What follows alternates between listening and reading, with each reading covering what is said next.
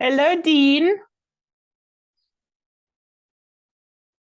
I think your audio might be off. I think just the video's on.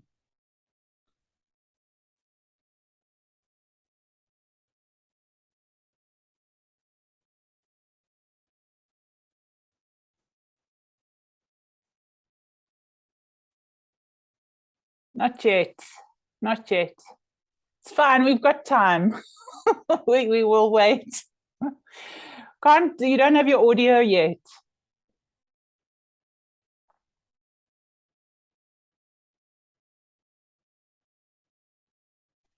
There we go.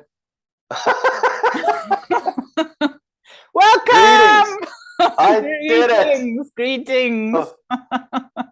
Greetings to you. Welcome to South Africa and the Q Day, 17th of October. Thank you. How monumental, the 17th. I know. How fantastic. It's fantastic. It's fantastic to be in South Africa. Yeah, welcome. And I'm in Vancouver Island with you. Is that right? Yeah. That's where you awesome. are. So how you doing? I'm good. I'm a bit nervous. I'm the host. I'm supposed to you're the one who's supposed to be nervous. Well, I think having butterflies is sort of a normal, or it's normal, right?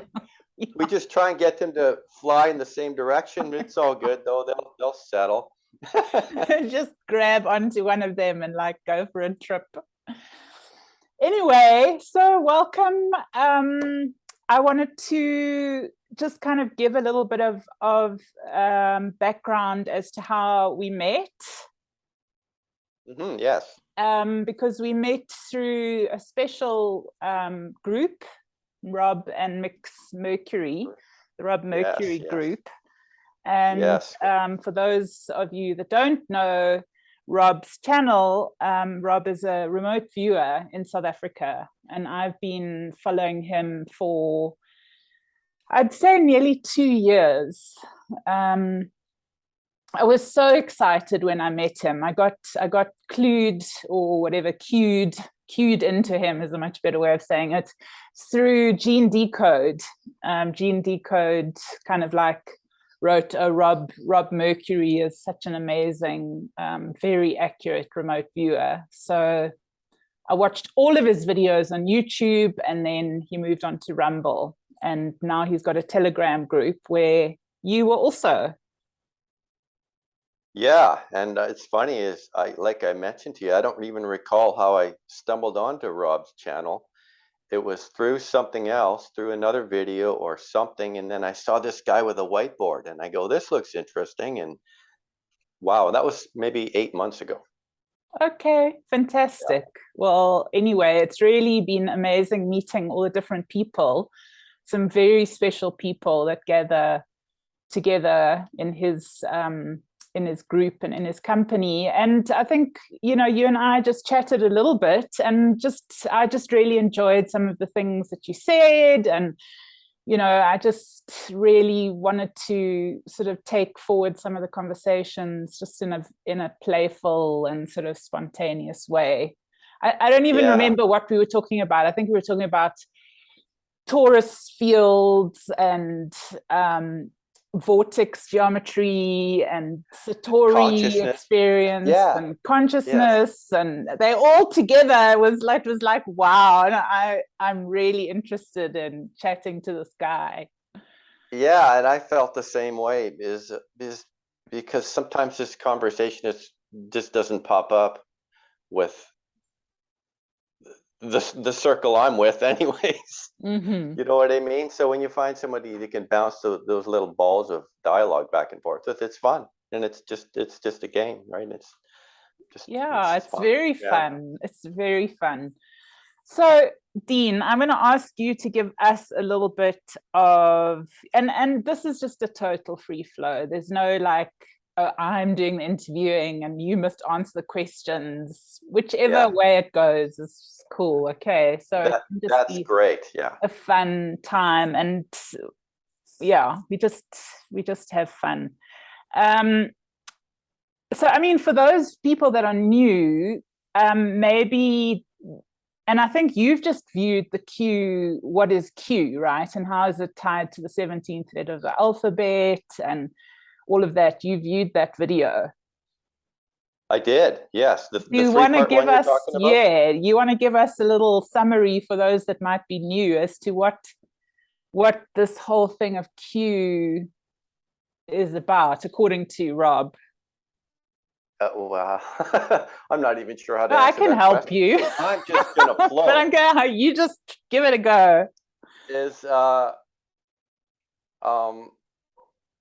I found out about the Q, as we call it, is in 2020, mid 2020, when I just noticed some disclosure popping up on YouTube.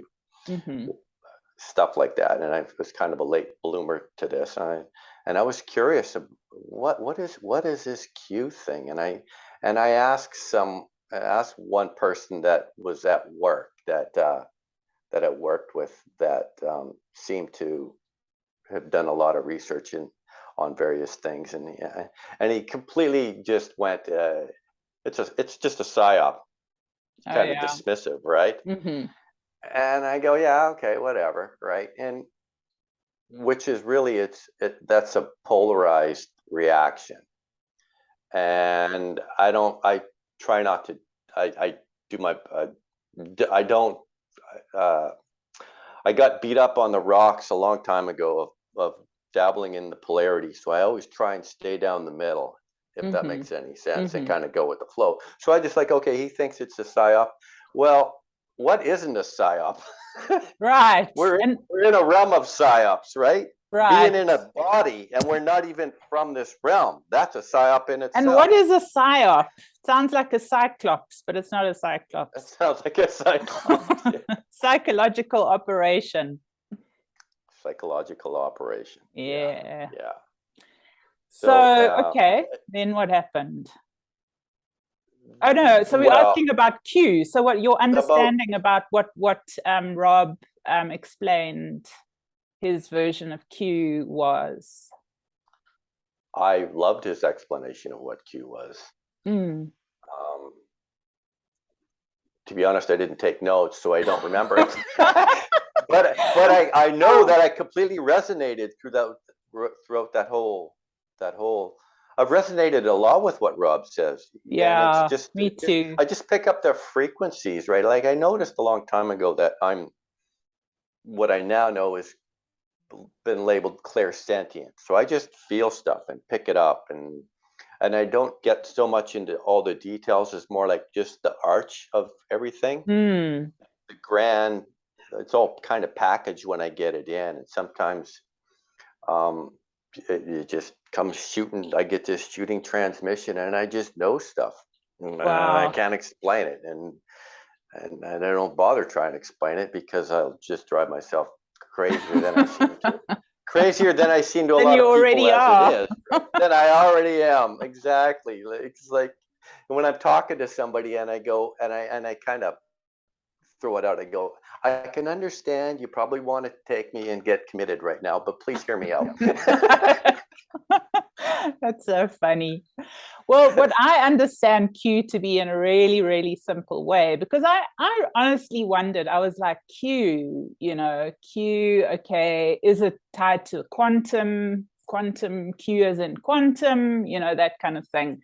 And the way that, as far as I can remember, but people will have to have a look at their own video, but it's the 17th letter of the alphabet, and in the Greek alphabet, it's actually the theta sign.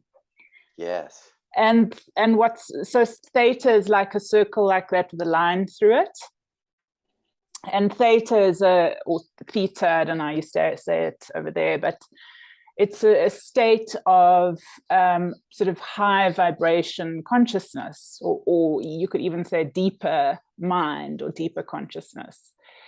And the way that they explained it is that since we're going through this, trying to put right what has happened on the planet, what's happened is that the line from the center of the theta sign has dropped, so it's become a Q. And the Q group, there's the insiders and the outsiders. So there's a group that are pushing that energy of that line back up from the outside, and there's another group that's pulling it back from the inside so that it can get back to that perfect theta sort of state, which is like our God consciousness, you know, Christ alignment, whatever you want to call it. I just loved that. I thought it was so clever and it made so much sense to me. Yeah, yes, I totally agree. Rob has such a great way of explaining things so succinctly and just I don't know, clarifying it in a point that so many people make, and makes it easier to understand. Yeah, with a great sense of humor and completely unique. I mean, and he always makes me laugh as well. So he's actually a lot of fun. Hopefully we can have another time on together and we can bring them on as well and just have a bit of fun. Yeah, they're such wonderful people. So, you know, I was surprised. Sorry, with the Q. Sorry, I never realized until you gave me that link of the Quell, the Bible. Quella, The Quella. Interesting. The Lost Gospels of Q is one of the many Gospels that got taken out of the Bible or out of the many teachings. I don't even know. Do you know how many? Were there like 700, something like, or just a lot of Gospels, right? And we got left with just a scavenger, like a few mean little crumbs. Yes. Yeah. And so the Lost Gospels of Q was one of the books, one of the Gospels, and Q stood for Quella, which means source. Which is source. Okay. Yes. So. Which is God, which is love, which is, it's that's right. Labels it's interesting. What an interesting ride here, being in a body. Isn't it a wild trip? It's very much a wild trip. Oh my God, at this time, when we're going through like a planetary exorcism, you know, like alchemical cauldron. I mean, it's like, it's like cooking. It gets hot sometimes. Yeah, it's a purge fest, that's for sure. Yeah. And there you sit in your peaceful island playing your guitar. Is everything peaceful in your side of the world? Everything is peaceful. I was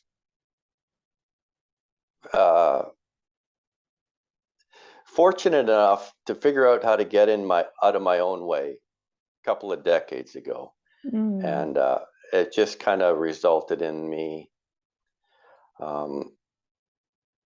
finding peace within myself. I spent so many years trying to be somebody else or escape from who I thought I was, trying to fit in, and always felt like like an alien. I'm not from here. Like an alien. Like I'm not from here. Right? Yeah, me too. Right. There's plenty. Exactly. Right. How many of us feel like that? Right. A fish out of water. This is. Yeah. So. Yeah. That's and all we're doing, right, is getting back to source. Right. We're all born enlightened, and we're all born complete. It just gets layered up, and we just kind of forget about it. We kind of lose that spark that's still there. We're already complete as it is, and so the removal process is what we're going through individually and collectively. That's how I put it into perspective for myself, and it can be. That's true. It's not. It can be. What were you going to say? Sorry, I interrupted you. It could be a bumpy ride. Yeah. It can be. So what I was interested in is there was a couple of stories that you shared, and I'm not really sure where you want to start with it. But you said you had sort of almost like a couple of near-death type experiences when you were younger. Yeah, And I'd be interested in that. And then also, you know, the kind of your own awakening experience. I don't know if you want to tie them sure, together, or sure. I'll do where you my want to best. go with that. Yeah, I'll do my best to tie them together. I will preemptively say that I'll do my best to speak linearly, but sometimes I bounce all over the place because I tend to be quite spherical in how I explain things. That's However, fun. I'm gonna try and sequence it all together, and we'll see how it flows. Um, I think We like a don't have lot to of do us. linear. We don't have to do linear. Look, I Perfect. especially chose my galactic outfit for this talk. You see, it's all spirals and Oh, it's all circles, spirals. and so you don't have to do straight lines. You can talk. Okay, I'll show you uh, one day I'll show you my guitar because the headstock is all spherical, so it might look like your Fantastic. shirt. Yeah, Okay. yeah. There was a reason I bought that guitar, and I have no idea. Anyways, side note, I'm going all over the place. Yeah, so I think many of us we come into this realm and we're a little too bright for the darkness. The darkness wants to keep playing, so there's ways of uh, kind of maybe snuffing them out or dimming that light, and that happens through various means. Now, for myself, when I was about 5 years old, we were in the backyard, and we had this swing that was going. It was one of those swings where you have two people sitting facing each other on a bench, and Mm, it just kind of goes like that. And I mm. got this bright idea, or so it was implanted in my head, looking back at it now, that while it's going with people on it, I'm going to crawl under. Well, there's only so much space, and I Oh my crawled God. under, and somehow I only got my head scraped, but there was these bolts underneath that could have easily Whoa. dug right into my crown chakra and done who knows what kind of damage. So I do this. It's like I'm in boot camp training. You got to crawl on the ground. I crawl under the slide, Oh and my God. I go around to the front, and there's this kid out there, and he says, "Dean, your head's bleeding." And I go like this, and my hand was covered with blood. Oh, Well, I no. lost it, and I go inside. My mom cleans it up, and it was just a graze. But that was my first close call. I'm labeling it that, just because of the proximity of where that damage could have taken place. Oh my God. And then a couple of years later, I was at the lake with some friends, and they were throwing these frogs up in the air, and so they could laugh as they splatted on the ground. And I was just so Oh horrified that no. they were treating animals like this, that I ran over there, and I'm trying to catch them. And I remember catching one, and I remember one splat, and it was like Oh not no. How cool. So traumatic. yeah, totally. And I was yelling at him, right? Stop! You can't do this. Immediately, I went up. There's a wall, a retaining wall around this concrete pad, and I'm walking up there, and it's 5 feet or something like that. And I'm standing there, and all of a sudden I fall down, and I literally on my head hit the ground. And that could have easily cracked my melon open. Oh my God. And what it also did was it collapsed both my lungs, or it seemed like both my lungs, because I Oh, couldn't breathe. I was just like still. And I remember looking out my eyes, kind of wondering, is this it? Is this over? oh no. Yeah. So once again, was it some sort of something kind of prod me to do so? And then another one was at my sister's friend's house, and they had these monkey bars, this climbing apparatus, and I was on the top. And then there was handrails, and I climbed up on the handrails. So I was close to 7 feet, probably in the air, and I'm bragging to the girls that I'm gonna fly around the backyard like Peter Pan or Superman. And no sooner as I said that, and I did a head plant once again into the ground, On your collapsed my head. lungs on my head. Same Wow. thing, right? And how easy would it have been to break a neck or something like that? So that's number 3. There's several of them, and I'm not going to Wow. explain them all because there's no No. point. But the next one was the big one. Was when I think I was 13. I must have been, no, I was 12.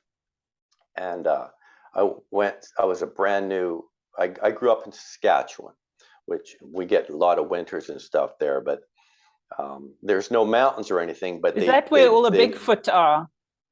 No, that's in BC where I'm at right now. Oh, have you got Bigfoot there?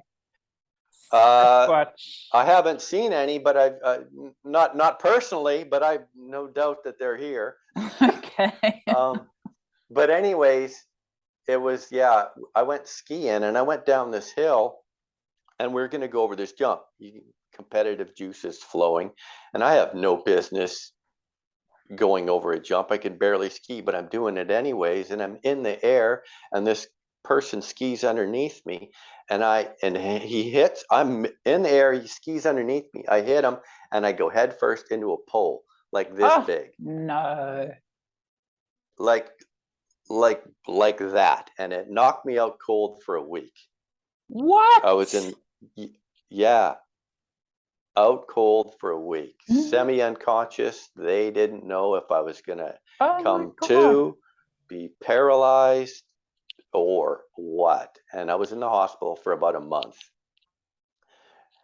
And then I got out and had to learn rehabilitation and everything. Wow. But something happened when I was in the hospital. It was like I was in a lucid dream that whole time.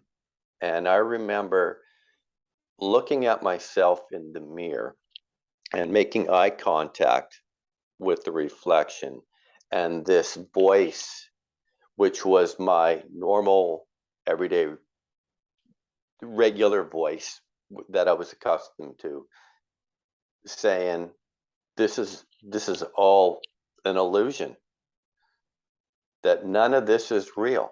And I can put myself back there doing that as if I'm in that space again right now, seeing this, and that stuck with me the whole time. Wow.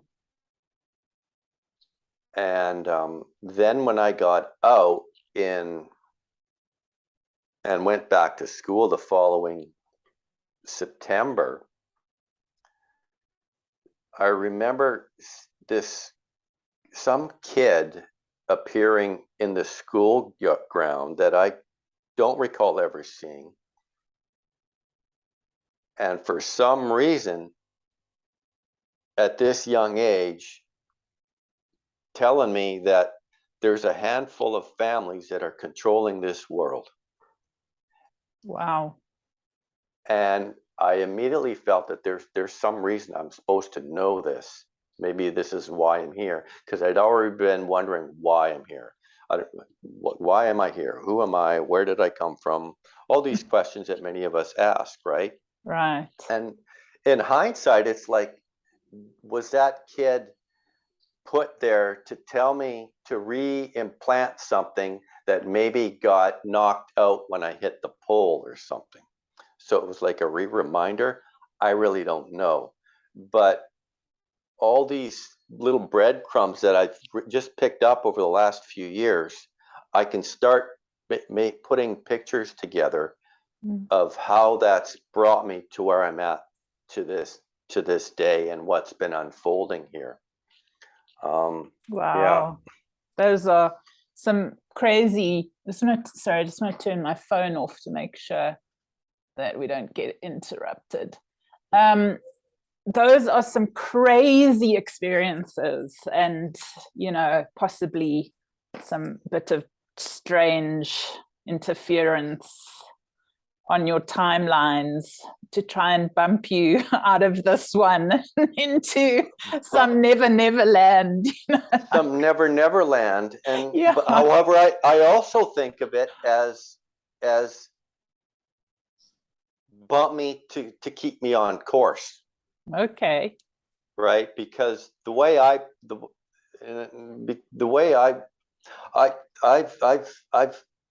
came to the conclusion 20 odd years ago that I'm not in this world, or I'm in this world, but I'm not of it.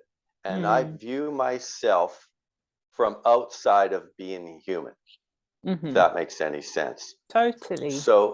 So from that perspective, good and bad are just polarities, and I use both of them, and I'm grateful for both of them. And it's helped me to stop playing the victim game, which I did for a long time.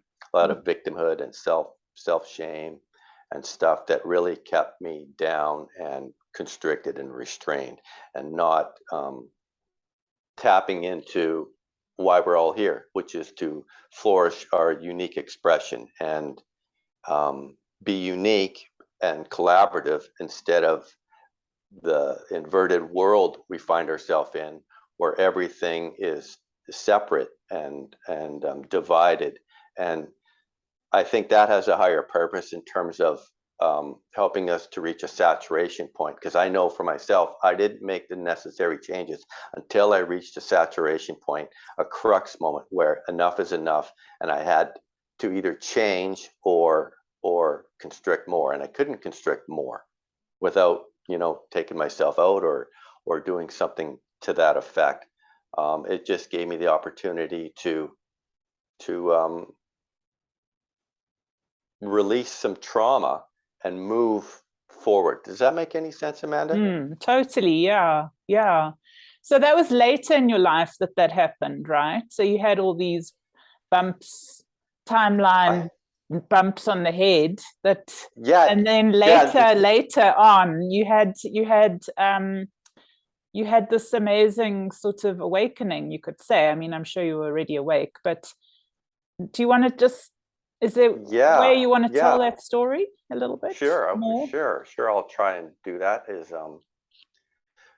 Oddly enough, though, I never quit skiing. I continued, and I had more crash ups when I moved to Alberta. But when I was in Alberta, I decided to move to BC, out here to the island, and I ended up in a relationship with someone, and we were gonna get married. And this whole time, I'm still trying not to be myself, because I kind of went back into some hypnosis or illusion, right? It's like, you didn't learn enough, Dean. You got more stuff that has to come to the surface. So I had to reach more saturation points to take out layers that were blocking me from I can understand that. State. Yes. So we were in this relationship, and we're gonna get married. And I was neurotic, and I was needy, and I was codependent, and I was all of that. It was a mess, and I knew that wasn't right. And thankfully, she realized that, to have the good sense not to want to get involved with me. Thank God. And she threw the ring at me, and that was just. It was traumatizing. Oh, shame. It could have been more traumatizing if it was an ashtray or a frying pan, but so that, I was distraught, right? And it hit me hard. And I thought about that and cried, and she made me sleep on the floor out in the hallway. She wanted nothing to do with me. And it was a dark night of the soul. And this was another layer that was getting pulled across, or getting dismantled. And over the course of just a few hours that evening, when I woke up, it was like the phoenix rose. The ashes settled, because I realized that this identity that I thought I was had just been decimated, and that I'm still here. Wow. And because I'd already been working on myself with self-help books and reading different things, it's almost like a perfect storm that allowed me to move through this dark night of the soul without any resistance. I welcomed it by morning, and then I kept going, right? But it's like a whole blinders were just peeled right off, almost like a reminder of my first my ski accident, when I knew that this wasn't real. And it just reached a point where the next 14 years, most of the time I was in a state of happiness and bliss. Most of the time, not all the time, most of the time, because I was just going with the flow and not polarized too much at all, continuing to work on myself, and realizing that I'm in this body, but I'm not of this body, and that I can co-create either my misery or my happiness. Wow. And it empowered me a lot. It would empower anybody So that's like one of the quickest dark nights of the soul ever. Yeah. I mean, people have been in there. I've been going through one for about 3 years. It's like, I guess you've worked through your layers before. I think that's very true, right? Whatever we bring in from a past incarnation or something, I have no idea. But I know that during especially those first 10 years, I was a voracious reader and meditator. And I was reading like 3 or 4 books a month, and I would read them on any topic, on things to, just to cultivate whatever. And I was just looking for things to tend to the garden. I had weeds still in my garden, and I was doing whatever I could to tend to those weeds.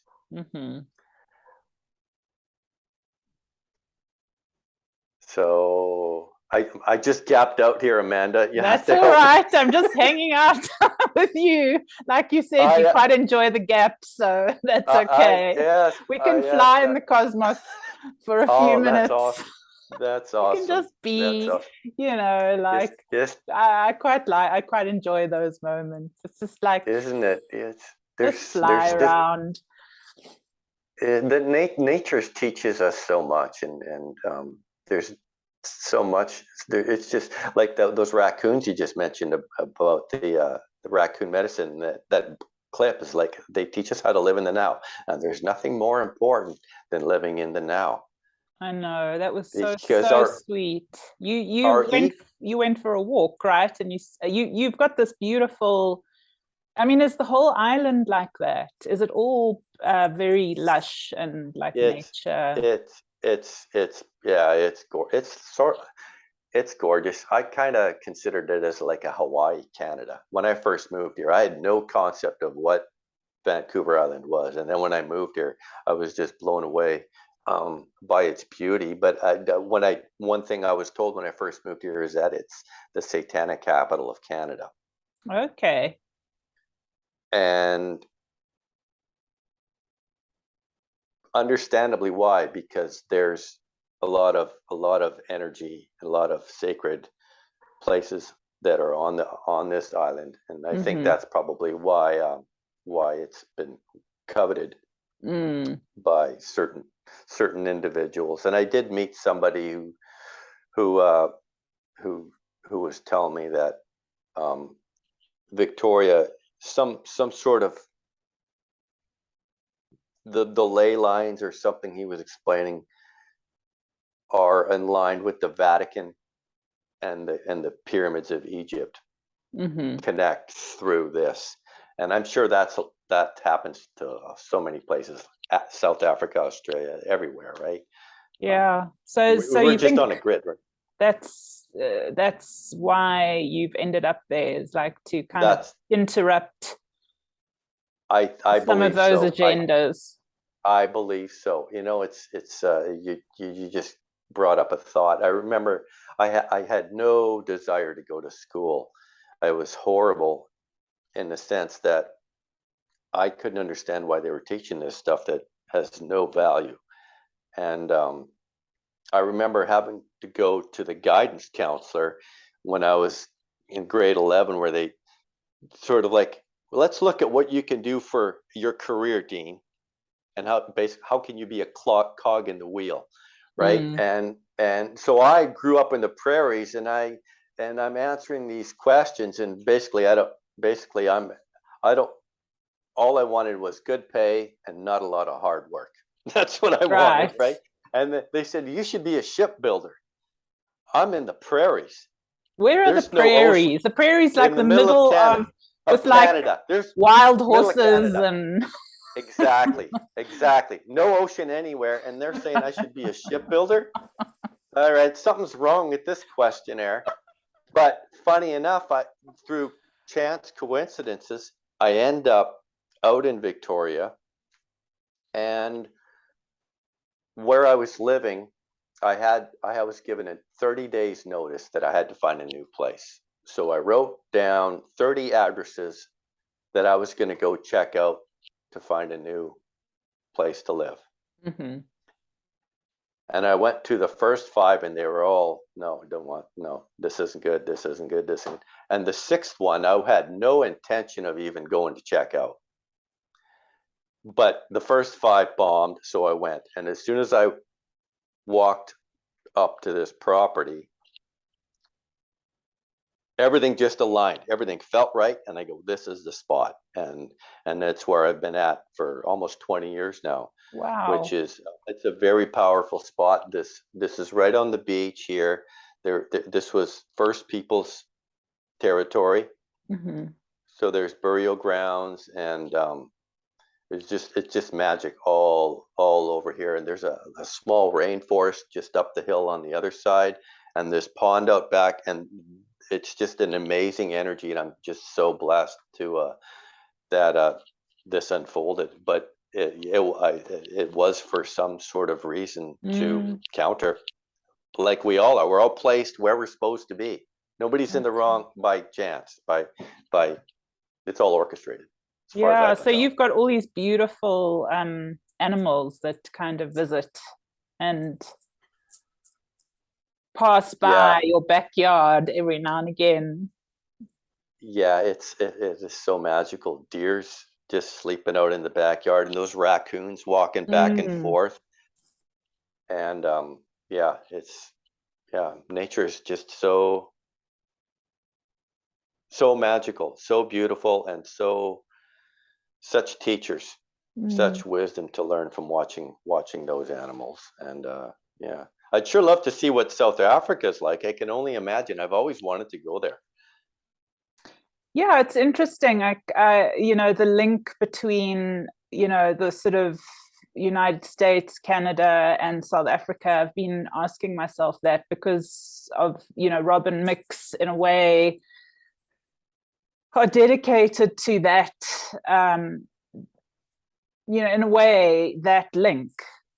And so I was quite interested. I was thinking about it the other day. I was thinking, well, maybe what is it that we're doing by making the connection? Because obviously there's some energy that we're bringing in or anchoring or whatever to, with each other, the groups. And, one woman on the group mentioned that, the whole Tartaria thing is, I haven't gone so much into it, but as far as I understand, the Earth is really not what they're presenting to us. And a lot of the stories, like you say, that we've been told are actually inverted. They're an inversion. And she said that there's the sacred Mary Magdalene and Yeshua lineage through Canada. Oh, through Canada. Yeah. Oh. So that's an interesting link, isn't it? Surprisingly. That is. Right. Surprising, yes. I've never heard of that. Yeah. Wow. Yeah. So, and I was chatting also to Bryce Watson from Esoteric Atlanta, and she goes into that quite a lot. She's got a very vibrant channel on YouTube called Esoteric Atlanta. And she's obviously in Atlanta, but she does a lot of that research. And she said, if you sort of push the continents back together, like how they were once, then they fit, right? Right, they fit. But then she's also saying, what seems to be like the Nile and whatever of Egypt and all the stories there could also fit very easily into some of the upper parts of Canada and going down into the States. And so anyway, I haven't gone too much into that research, but it might tie a little bit into some of the sort of secrets of Canada, and maybe there's portals to what's up there. It's like the some of those, the northern lights. Is that what you're talking about? Well, I can't really think right now, but like the North Pole and Greenland, and haven't you got any other sort of just up north of Canada, any sacred portals possibly into the earth? I don't know. I never really went down that road. Okay. There's so many roads to go down. Yeah. No, I don't. Okay. But that is interesting. Yeah, because I know that the elites choose portals, obviously, and so we never know where these portals go, but we can look into it. We can make it a little inquiry, because I'm quite interested in that. There's so much. Yeah, there is. There's so much to inquire about. When I asked for a sign from the universe yesterday, I asked for it when I was walking down the beach, and I wasn't getting a sign. And then this seal showed up, but he was, and I tried to get a picture, but it was so small. If I sent you the picture, you go, "What the hell is that?" Wow, but that's amazing. That's a really amazing. I find that a beautiful sign. They are gorgeous. They're awesome to watch. Do they have seals down in South Africa? They're probably all over the world, right? Yeah, just different beautiful kinds. Yeah.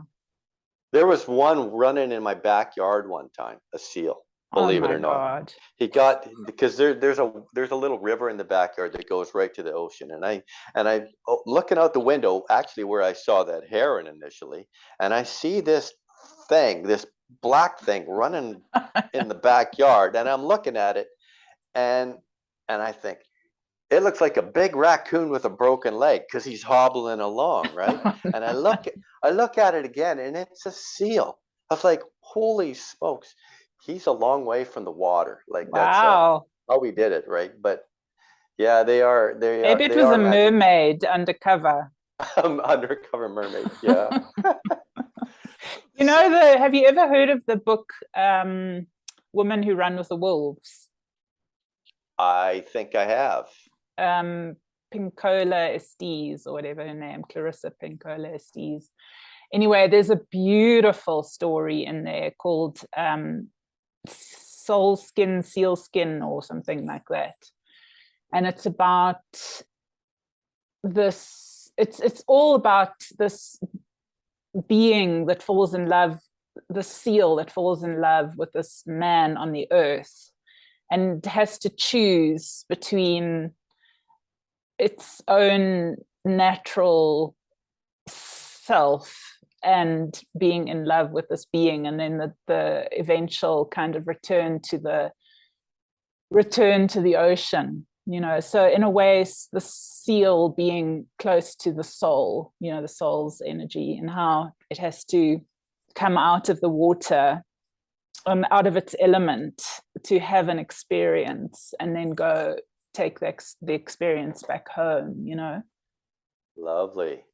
So that's what came to mind when I heard about your seal. The seal.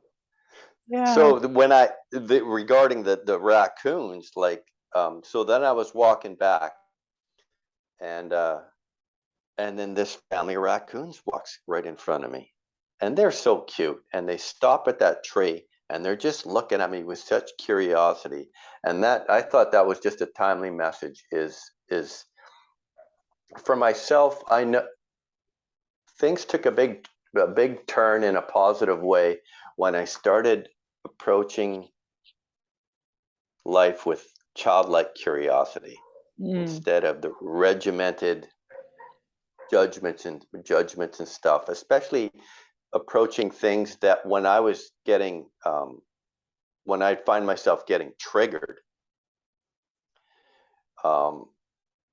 if I went into the trigger with that curiosity to look into why this is happening, what have I suppressed, what is getting activated that I need to look at so I can let it go.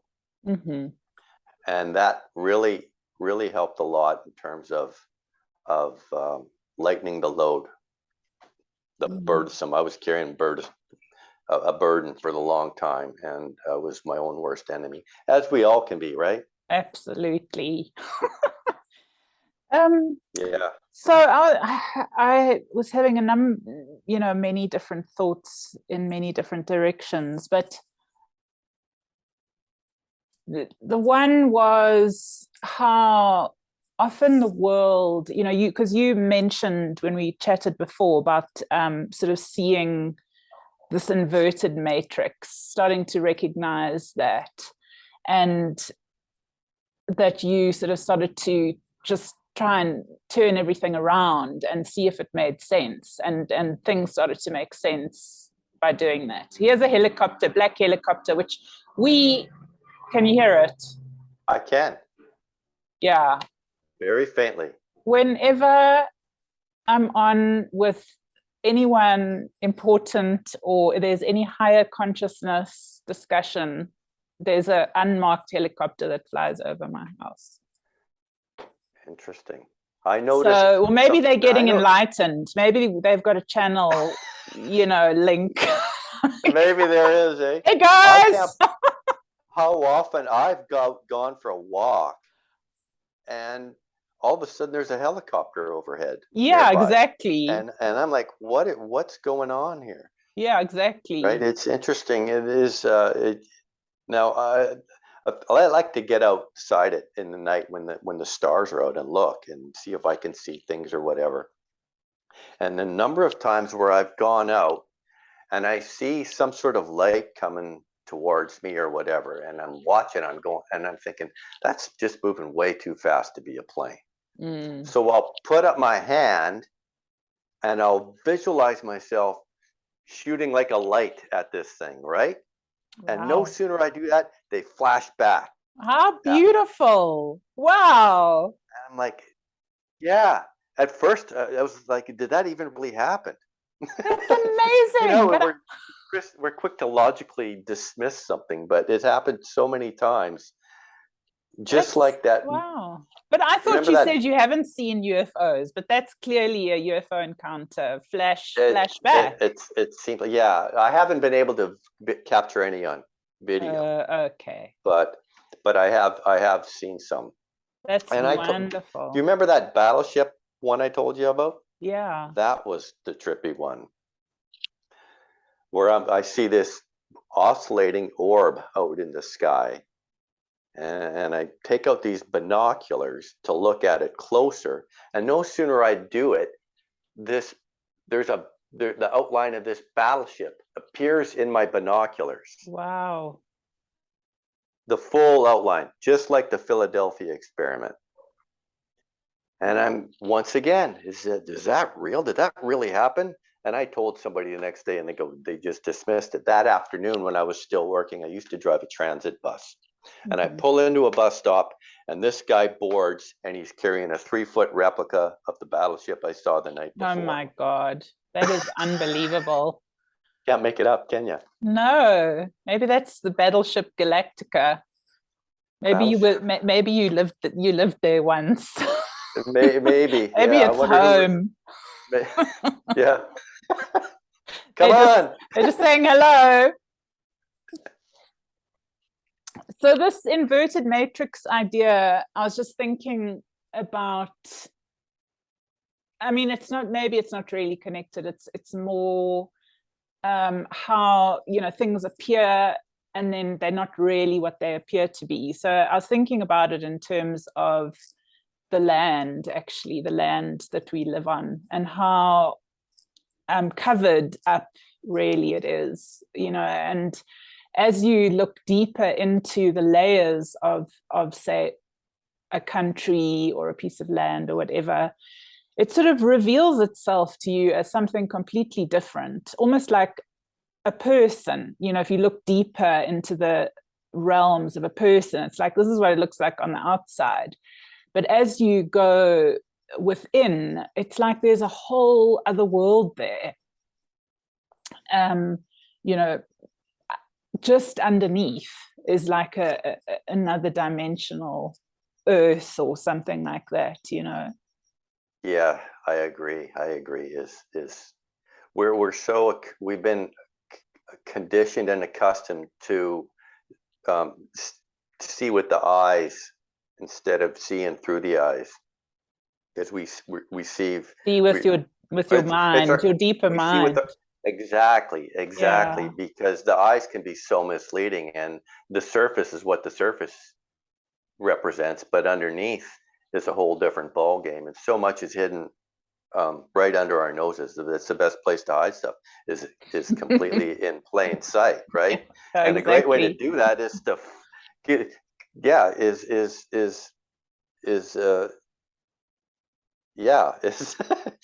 So do you think Canada, do you think you've got submarines and a whole like military thing in the ocean? I mean, have you ever felt that there's that?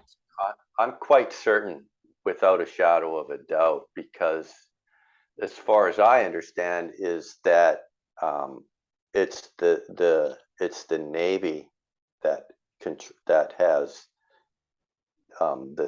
the craft in the sky. It's from the Navy because the ships go into the water. Mm-hmm. And right.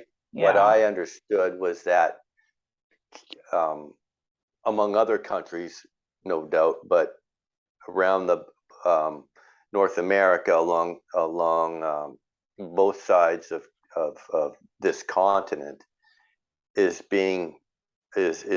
military out there patrolling, as well as Greenland and all that, to kind of keep the peace and maybe capture who's wanting to jet, who's wanting to take off, right? Like manage the exit points. That's also what came to me when you mentioned the SEAL. I was like, is that a Navy SEAL? Because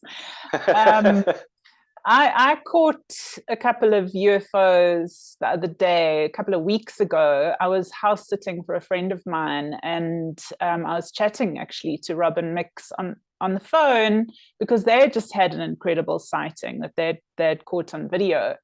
And as I was leaving them a message about the UFO, I just saw this huge light also just appear and glow and then, disappear. And I ran to go and look and got out my phone and waited for it and called it. I was like, come on, guys, power up, and they did.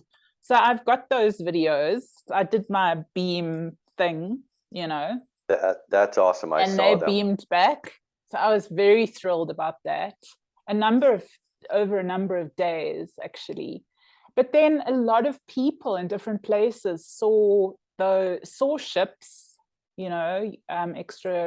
well, we don't know if they're extraterrestrial craft or our own craft. But anyway, one person started to look into who it might be. You know, she sort of did some muscle testing and some pendulum and some sort of remote viewing combination. And it seemed to be a number of different ships. Some were our own, you know, Navy SEAL type groups, and others were, you know, outside of our galaxy. And it seems that my hit on it was that they're just trying to stabilize the grid at the moment with all this threat, this kind of nuclear sort of stuff being thrown around. You know, they're just saying, like, we're here and we're not going to let it happen. Yeah. Yes. Have you ever pondered the idea that because we're all multidimensional, that those in the craft are just us? Could be us. Yeah, absolutely. Totally. It's my many dimensional selves. They've all got different ships. Yeah. Exactly. Quite cool to show up six different selves with a ship each. Yeah. I saw this cloud formation last summer going over, and it looked like the head of a dragon. And I thought, if that's a ship, that's a cool ship. I'd like a ship like that. Right. I know. We had so summer is like June for you, right? Yeah. So June last year, we also in South Africa, so that's midwinter for us. Ours were we had the most unbelievable dragon cloud sightings I've ever seen in my life. And they were clearly dragons. They were dragons. And different kinds. I've got pictures of them. Send me them, please. Yeah, I will. They were amazing. And then the same kind of thing happened. It was like I would take a picture of one, and you could see the face with the kind of ears and, you know, the whiskers, and they looked like a little bit like a sort of like a, I don't know what, like a sort of like a dog tiger or something, you know. And then a friend, you know, a little bit further away, got the exact face in the sky, like, I don't know, an hour later or something, exact same dragon. And it was definitely an occurrence that was happening. There was it was at the time when people were talking about I don't know if this is necessarily what we should go into, but the whole Omicron story. Yeah. So anyway, but that's kind of censored on YouTube. So we will maybe try and skip mentioning those things. Yeah, but because it's tied to variants and whatever, you know, genetic variants and whatever. But so I've got those pictures as well. Incredible dragons in the sky, different kinds. So that's amazing that you saw them. I love that. I have a question. Are you near Table Mountain? No. Where is that? That's Table Mountain is in Cape Town. That's where Rob and Mick are. So that's on the coast. That's very beautiful, right at the bottom of South Africa. And I'm about 14 or 15 hours drive sort of north east of that. Okay. So South Africa is quite big. Yeah, I had no idea. So Table Mountain apparently was an old fossilized tree, an ancient, like an ancient Shambhala type. And now it's like a loading dock or what? Right. I think they cut the tree and use it as a landing pad. Yeah. Yeah, Yeah, it's yeah, beautiful. You get, I mean, Cape Town is one of the most exquisite places in the world. You get these tablecloth clouds that just stream over the mountain, like, you know, covering it, like so mystical. oh, that's beautiful. I recall seeing a lot of clips on Gina's channel with the ships, and she's showing the clouds and the plasma around Table Mountain, and it just looks like such a beautiful place to visit. It must be massive, hey, that tree? That It's very, very big. Yeah, Table Mountain is huge, really huge. Um, so Dean, do you feel like you want there's anything else in particular that you want to talk about or go into? I don't know. I sort of haven't given you a chance to speak about the inverted matrix thing. I know you want to talk about what that sure. was for you. I'll absolutely is in hindsight being 2020 is I can look back at all these things that I saw on television that are so poignant now, and I'll try and tie this together. When when they announced the C-19 in March of 2020 or whatever, and this came over on the radio broadcast about this thing that is happening, I immediately thought what immediately came forward was a show from the Flintstones that I watched when I was probably 10 years old. Wow. From the And it was Flintstones. from the Flintstones. No. And it was the one where the aliens landed on the planet. And it was broadcast all over the radio, and they showed what was going on in the broadcast. This was just a farce going on, and I immediately thought the same thing when they announced C-19. This is just the Flintstones broadcast with there's not aliens this time, it's something else. Wow, that's amazing. And so, wow. So I remember because I was working that night, and I had a bit of a break at the end of the line, and it was wasn't the nicest weather, and there was this kid. He was waiting for the bus. So even though I had a break, I thought I'll be a nice guy and I'll just let him on and get out of the elements. So he comes forward, and he's early 20s and dressed sort of like a skater or whatever, right? Gets on the bus. And as soon as he started talking, I knew right away, this guy's not from here. This is old soul. He's just in this outfit that he's wearing, right? And we start talking about, he just said he was at his parents' place, and they were having this discussion about what was put out on the radio about the unfolding agenda here, flatten the curve kind of deal, right? And he goes, it's just complete nonsense. So I had a bit of a discussion with my parents, and I laughed, right? It was pointless, right? So anyways, he's on the bus with me, and I'm talking to him a little bit, and then we start going. For some reason, he comes up and he says, "You're from another galaxy." Awesome. Okay. Did he tell you which one? He didn't tell me which one. He left that for me to discern myself, but I've never heard anyone say that to me before. So wow. Fantastic. It kind of gave me it was kind of a bit of a boost. I thought, that's pretty cool. This is like awesome. A magic bus tonight. And that was the start of the Galactic bus.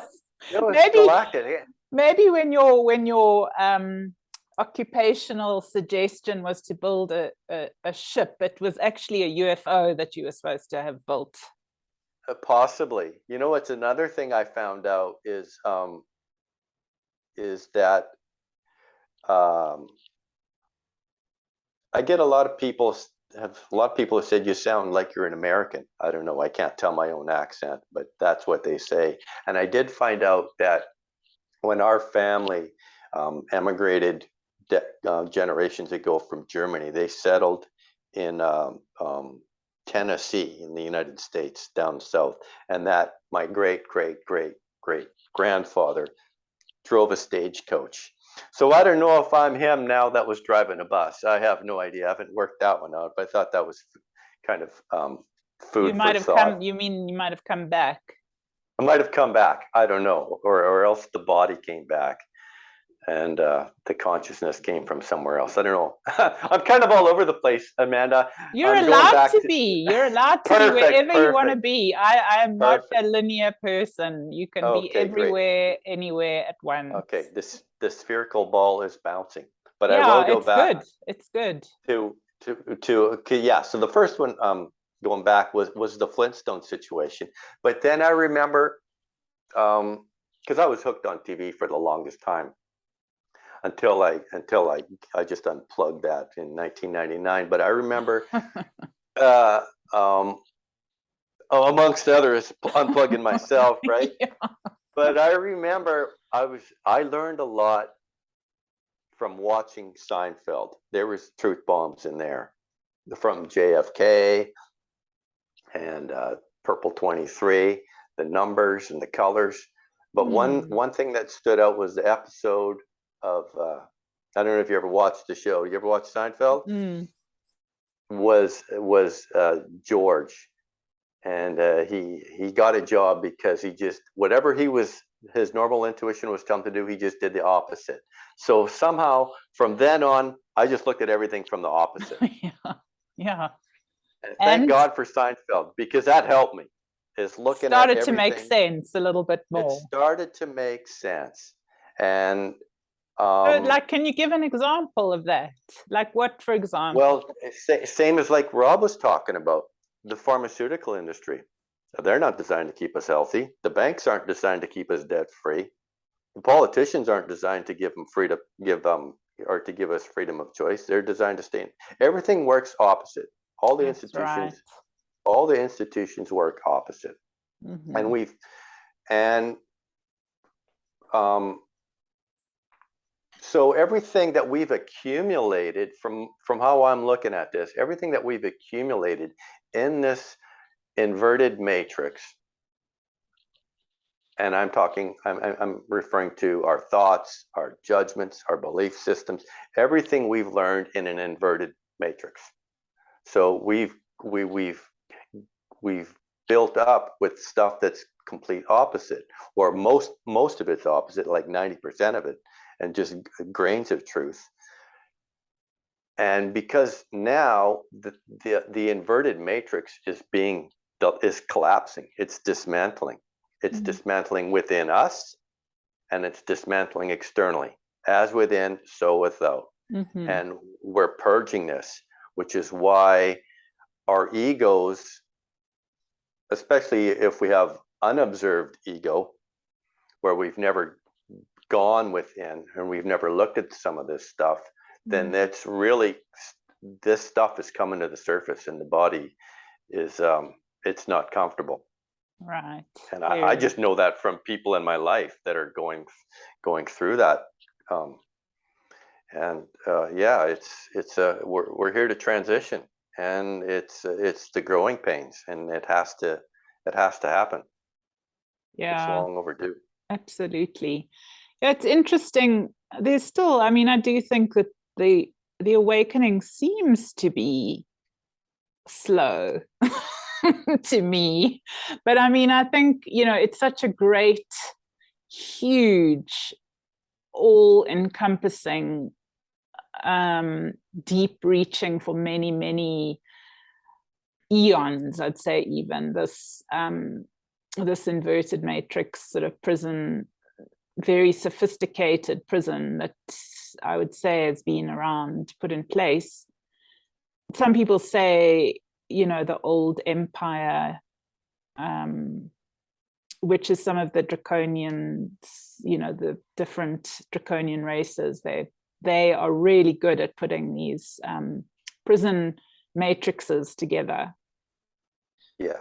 So, I mean, we are dismantling something that is, it's a cosmic effort. It's like, it's not just us here.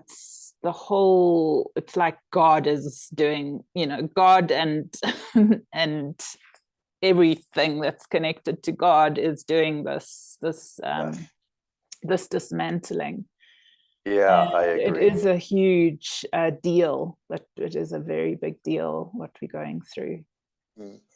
Yeah, and from what I have heard is that this inverted matrix has been in place for 10,000 odd years or so, and there's been moments where we've gotten close to breaking through, but we've never quite had enough of a majority or whatever to breach that, and so we get kind of held back again until the next time. And I think it's just so that when we do break through, there's enough for radical expansion, because everything here is to expand. Right. And that's just the nature of it is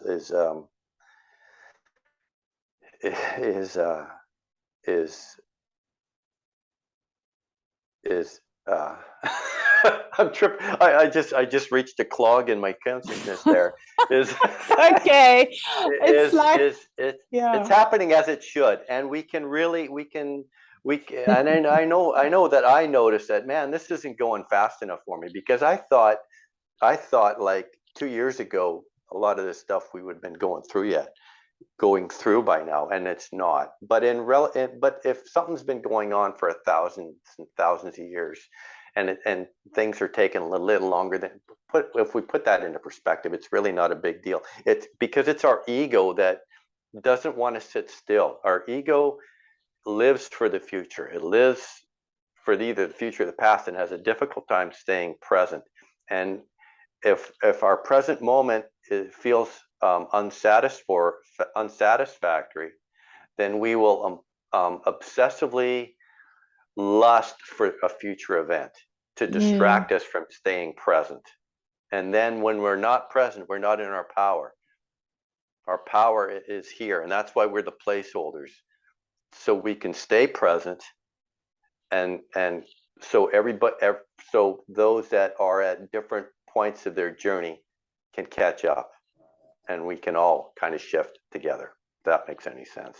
Yeah, I think we'll all eventually pop out and become, you know, like from the introverted or the inverted to the extroverted, you know. And then we'll be on our way again, you know. But it is one huge initiation, and it is a massive re-education, disentangling. One big. I mean, they do talk about the second coming of Christ, and for me, I don't know about for you, but this is the Christ within us. Yeah, it is arising now. You know, the Christos, or however people want to say it. Yeah, we can call it whatever it is. It's just a label, right? The Christos or the Krishna. It's the chrism. It's the same thing. It's truth, deep, you know, absolute sort of ultimate truth arising from within and basically dismantling the lies. Yes. Yeah, and exactly, and it's to get us back to where to our natural state, to let what's already within us shine forth without what's blocking that light that we all carry. We've never not carried it. We're all magic waiting to happen. We just have to realize that, and allow that to start looking within and to know thyself. And as saturation will breed expansion, and as we have to reach individually, we have to reach a saturation point, and externally we'll reach a saturation point, and that will give a point for newness to unfold. Beautiful. And so Dean, just want to ask you one more question, because I don't know how much time you've got, and I just I think we can probably do another session. I think we started a little bit, so we've been going maybe an hour and 20 minutes, something like that. So I don't want to make it too long, and we'll definitely, it's fun, you know, talking to you, and so we'll do it again. But I remember one of the things that you mentioned on the channel was you were talking a lot about the Torus field. Yeah, the Torus field. And, you know, that we really are that is part of the physics of who we are, of our consciousness. Do you want to say anything about that? That is interesting, isn't it? Is I'm no master on this. I'm no master on anything really. It's all a work in progress. But I recall seeing some Torus field stuff a couple of years ago, and I was just fascinated by it.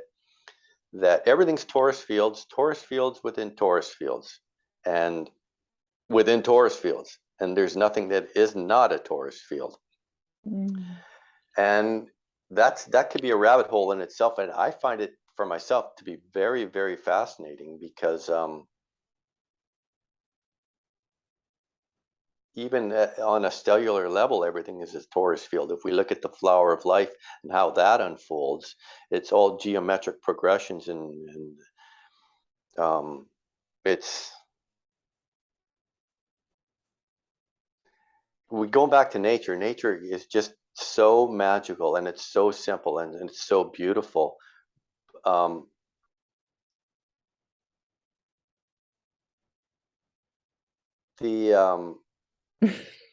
think it was the plane of inertia is where what clued it for me, and the works of Stan Tenen. Yes, I watched that. That was incredible. Wasn't it interesting? And he just died not that long ago, I heard. Really? Wow. Yeah. And he did one on with the Torus fields and the shapes, and I can't find this, and I saw it the longest time ago, how he took the first words of the Bible. Is it "Let there be light"? Or I can't recall. It's been so long. But all the first, he did these sentences of the first words of the Bible, and he had something where he took the sound of each word, and he had some way of transferring, because sound moves into shapes too. So the sound would move into a platonic solid, and then the next sound moved into another platonic solid, and the next sound moved into another platonic solid, all from the Bible that he was talking about. And the platonic solids are the building blocks of life. So I don't know what more I could say otherwise. Yeah, no, it's just fascinating subject to look into. Right? Interesting, because and you were talking about the point of inertia. It's I think that the sort of toroid or whatever field is held in place by the fact that in the center is this 0 point energy field, you know, and as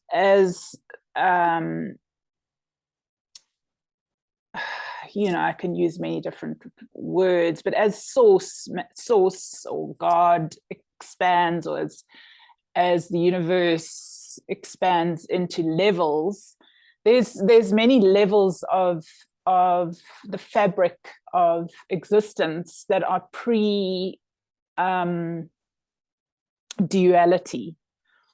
And so there's a point at which you hit a polarity, and that, I think, maybe, you know, possibly that's obviously where the Big Bang happens, but we are actually all of that. So we have in my model that I've been taught, we have the 0 point energy inside of us going down through these centers inside of us, you know, we carry the full expression of the electromagnetic spectrum, not just the visible light spectrum. That's why I do believe that chakras are totally cabal set up, because the chakras are all rainbow colors.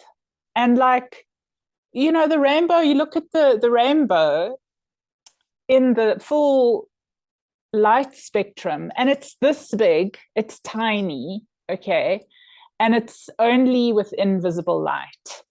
So now if we are supposed to just be that, if that makes up our full all our centers, if we are plugged in only to that, then that is just a prison matrix trick.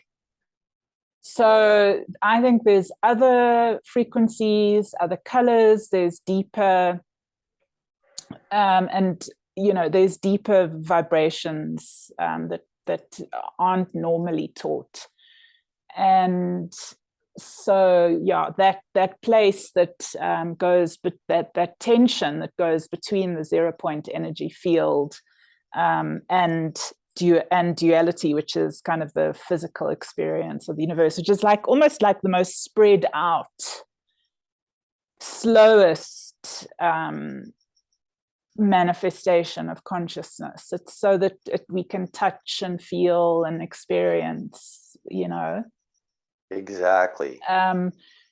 So there's a tension there, and I think that polarity, that tension between the 0 point energy field and the polarized universe creates this kind of fluxing torus field with like a torsion field that goes between them.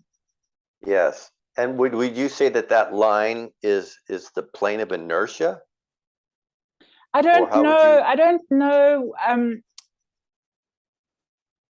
I don't know what a plane of inertia is. All I know is the very little bit that I can probably come up with at the moment is that so from my model was given to me by my teacher Ramtha from that school, and from what I've understood is that right at the very, very top of